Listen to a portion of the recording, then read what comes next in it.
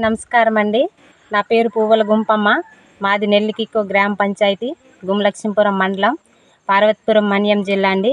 మేము పిఎండిఎస్ వేసి 4 సంవత్సరాలు అవుతుందండి. పిఎండిఎస్ అంటే ఏమి కాదు, 25 నుండి 28 రకాలు వేయడం జరుగుతుందండి. అలాగే వేసిన పిఎండిఎస్ను నెల రోజుల తర్వాత ఆకుకూరలుగా ఆహారంగా తీసుకుంటామండి. 45 రోజుల తర్వాత కలియద దున్నుతామండి.